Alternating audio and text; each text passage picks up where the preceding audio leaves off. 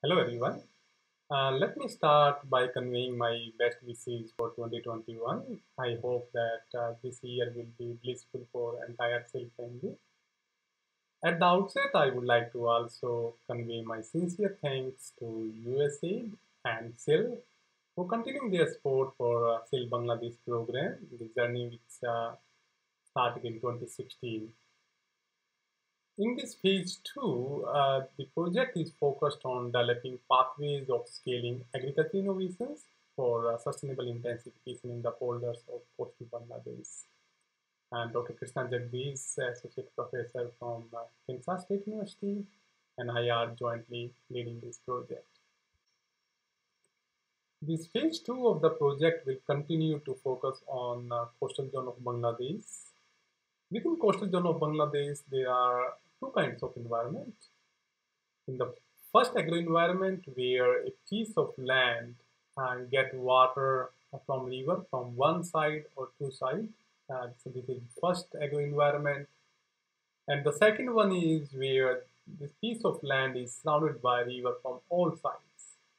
And this second environment is polders. And then these are very prone to frequent flooding and other climatic risks. It's not like polders are untouched to the research. IRI and many other research organizations are working in the regions for long. This journey started to focus on sphere of control. Many of you might be familiar with this expression, which is basically deep dive science looking at the processes. And these are some of the examples, the initiatives where IRI was involved or was leading, including Petra project, CGIAR challenge program, and the program supported by CGIAR CRPWLE. Under this program, major focus was on component research. We were working on plot level and understanding the agro-environment of the polders. Afterward, the focus moved from sphere of control to sphere of influence, which is basically you are stepping out of your laboratory on-station trial and facing the real world. And there are many initiatives operating in this sphere. These are again some examples. Blue Gold program from Dutch government with the Bangladesh government. Also some USAID funded projects like CISA, Serial System Initiative for South Asia. Jerry is now also leading this initiative. And SIL Polder project. There are many other development partners who are investing like ACIR, and there are multiple projects funded by ACIR. These projects are focused on developing infrastructure, also doing system-based research, market assessment, strengthening the linkages with private sector. However, the journey doesn't stop here.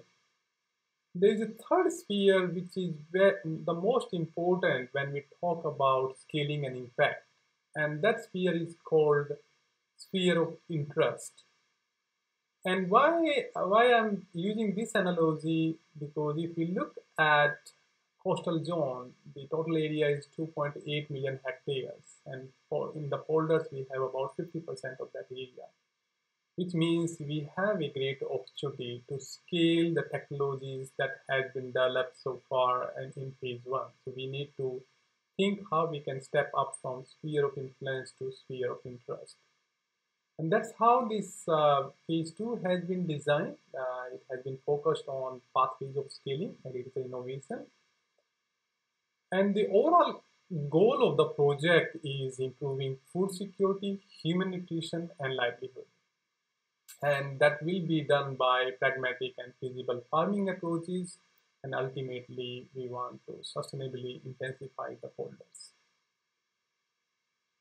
This is how the organizational structure has been designed for SIL Polder project, that along with the getting support from management entity, and there will be 6 implementing agencies, including Kansas State University, Arkansas State University, Erie, and 3 national partners, Department of Agriculture Extension, Sushilam, and Institute of Water Modeling. But we will also leverage and closely work with other USAID initiatives that include 2 SIL consortia on mechanization and geospatial digital solutions. Also, CISA. At the same time, we will continue our partnership with other national partners, local universities that has been established in phase 1, and we will strengthen it further by working with the other national institutes also. This is our project team. As I mentioned, there are 6 implementing agencies, and we have a very diverse expertise in the team, basically to address the scaling issues. The project phase 2 will work in 4 folders. In phase 1, we were working in folder 30, and now we will step out and also work in folder 22, folder 29. We'll continue in folder 30 also, and also folder 34 by 2. If you look at the total area, it's about 20,000 hectares, and all these folders are part of medium salinity zone. So if you look at the whole coastal part of the Bangladesh, the eastern part is where the salinity is less, and then in the middle part it's medium, and in the west it's very high saline. The SIL folder phase 2 has been designed with 6 objectives: focus on water, diversification, entrepreneurship, sustainability synergies and trade-off, land use planning, and capacity building. And I'll cover all these objectives one by one. The first objective focus on water, looking at developing watershed scale, community-led water and crop management practices. Water management is very, very critical for polar regions, and it's not mainly about irrigation scheduling, but the major problem is about draining it in the wet season, while in dry season everything turns saline. So both in wet and dry season, it's very important that how the community manage the sluice gate to avoid excess water or flooding in the wet season, and in fact timely draining water in the wet season, and keeping the sluice gate closed in the dry season so that there is no salt infusion.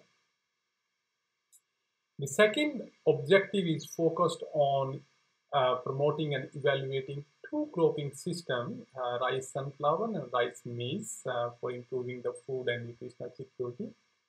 The reason for picking these 2 systems were based on the findings or learnings from phase 1, and this is what you see in this graph is performance of different cropping pattern, and y-axis is rice equivalent yield.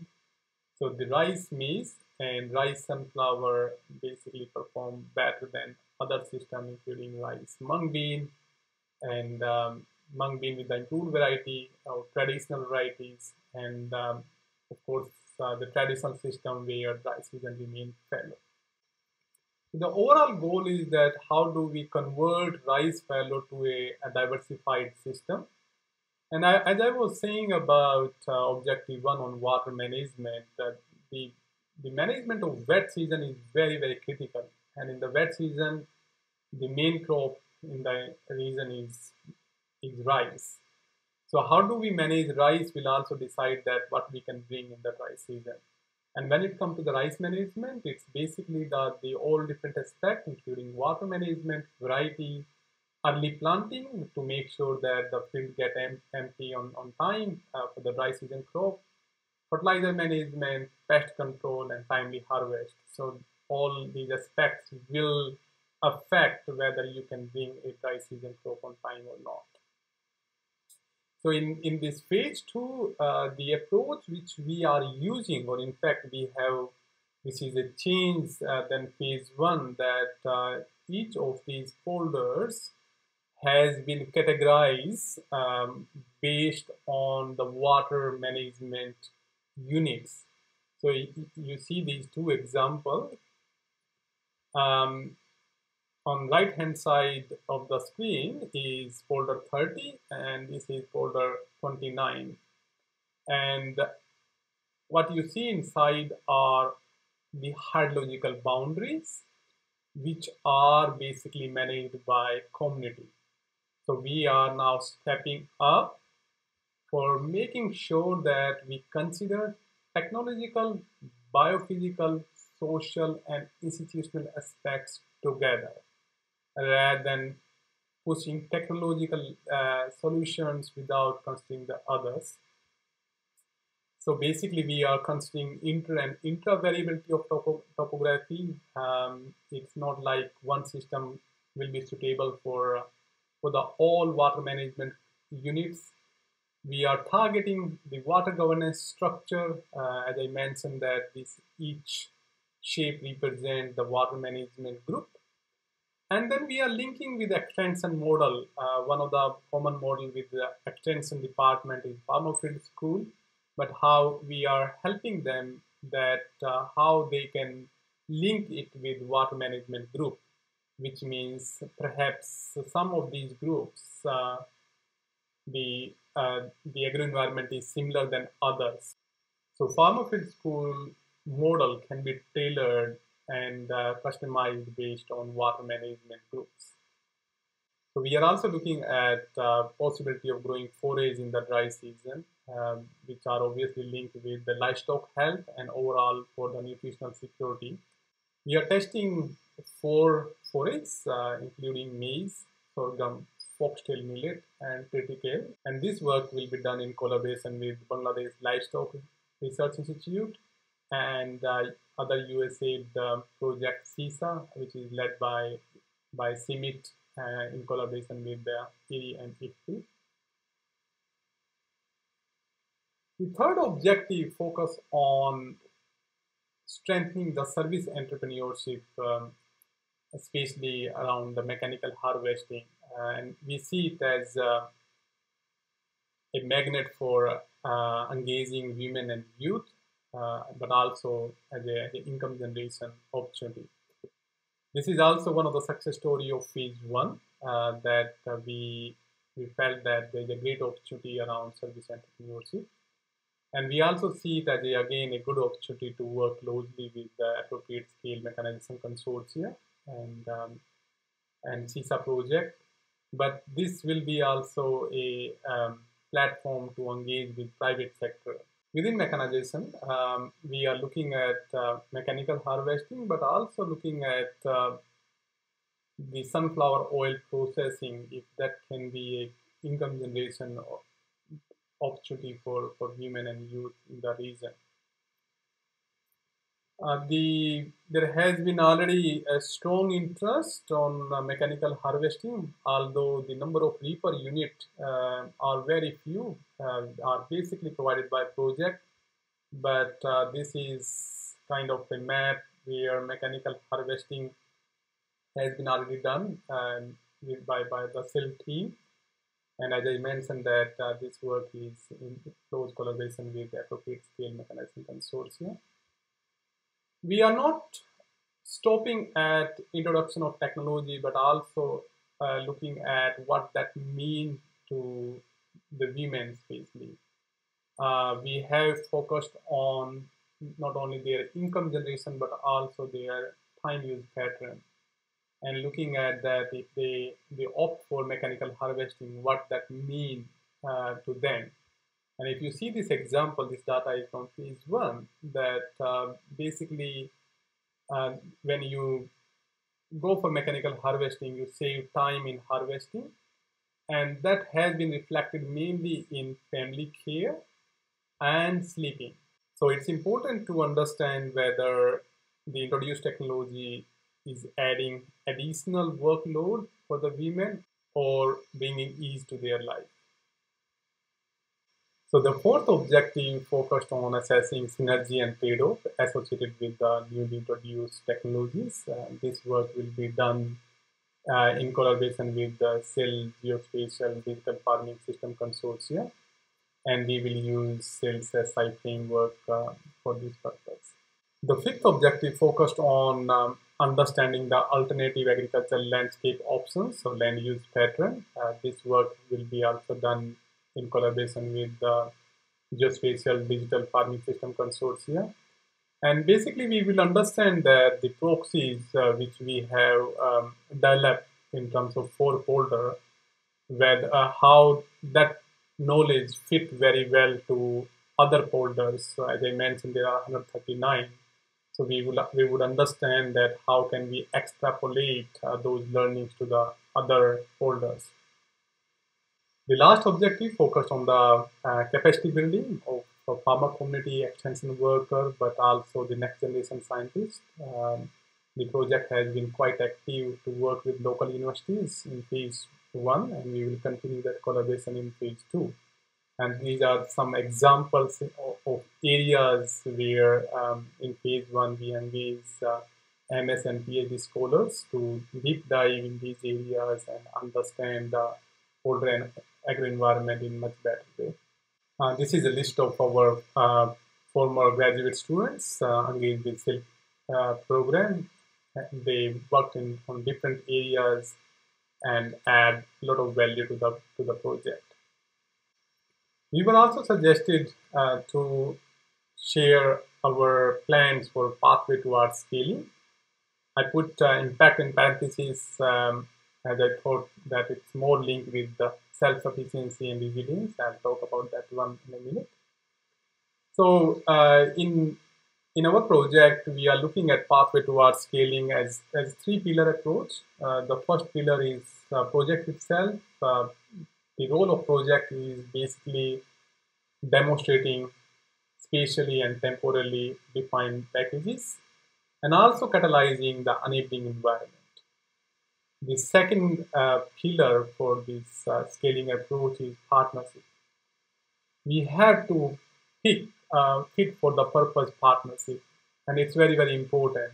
And I understand that sometimes it's very sensitive that with whom you are working, but scaling cannot be achieved if you will continue to work with your traditional partners. We had to look kind of out of comfort zone. And that's one reason where in phase 2, we have bringing in new partners. We are now working with Department of Agriculture Extension. We have developed a very strong partnership with Blue Gold program. And again, it's very much linked with the goal of this program is aligned with SIL objectives. And also working closely with other development partners in the region. The third pillar is scaling. And when we talk about scaling, we need to perhaps adjust the lens which we are using to see our role in doing the scaling. We feel that instead of reaching out too many, we can play a role in reaching out to whom. And we need to identifying the change agent in the system and target those change agents. We have limited capacity, but if we are able to find those change agents, then basically we can fast track the scaling. Instead of number is part of the story. I think we need to focus on systematic changes. So our team is looking at those gaps which are hindering the scaling. The last point, which perhaps is very important, that we often focus on skills, method, and capacity which is required for technology. We don't focus on skills required for scaling. If we want to help the extension agency, the development partner, we also need to step up to share those skills which are required for scaling. So once we achieve that pathway of scaling, that will take us towards sustainability and self-reliance, which ultimately turn into impact. Um, our team considered different aspects for bringing the aspect of sustainability and self-reliance. The first is investment priorities of the country. Uh, that's very, very important when it comes to the self-reliance. Fortunately, coastal zone is a priority for Bangladesh, and country is planning to invest in the coastal zone, and they see it as the next food basket for the country. We also need to invest on the country capacity. The international agencies has a role of catalyzer. We cannot be there for long for doing things for the country. So we really need to invest along with the technology on the capacity of the country. We can also help country in setting of the scope. Um, Many times it's too broad and difficult to achieve, or it's too narrow. And I think we have a role to play here in terms of setting of the scope. We also need to look at the whole system, that what are the motivations for scaling. Again, we have focused a lot on technology side, but we haven't focused much on the scaling side. That do we have a motivation and incentives for the national agencies for scaling? We also need to focus a lot on partnership, and this is not a partnership of international agencies and national agencies. Here, it's more focused on within the country, and especially public-private partnership. The country need to step up to further strengthen the partnership with the private sector. Last but perhaps most important is we need to face the real world. While we develop these plans, we need to factor in various aspects, including variability of sites, market demand, politics. We all know that how risky that can be. Various incentives and time horizon. Again, time horizon is very, very critical. We need to remain practical, that it's linked with the scope, that how much is the work and what is the realistic timeline to achieve that. This is one of the example when I was talking about the partnership, the role which SIL is playing as a catalyzer, that we have established a knowledge sharing platform back in 2016. We are bringing various national agencies together. At this platform, not only national agencies, we are also bringing the private sector and other development partners together to leverage the knowledge and sharing the views for scaling and impact. The overall outcome of this project, which we are hoping to achieve, include adoption of productive, diverse, resilient, and profitable production system options. We also hope that the agri-entrepreneurship will be established in the border regions, and that this will be a platform of engagement of public-private sectors. And the last outcome of having the supportive policies and greater investment in the border region. The project has also put a plan for data management. Most of our data is on Dataverse. These are just some examples, whether it's a research article, whether any survey which has been done by the project, annual reports, or graduate student thesis. So all raw data of this work is uploaded on Dataverse, and the link has been shared with management entities. And lastly, I would like to acknowledge a lot of agencies who are helping us in achieving this goal of sustainable intensification in the polders. I might not list all, but our overall target is that we want to work with as many agencies in the country as we can. Thank you very much for your time. The project has a web page which can be accessed here. The project also has a social page. And yeah, if there are queries, we will be happy to take. Thank you.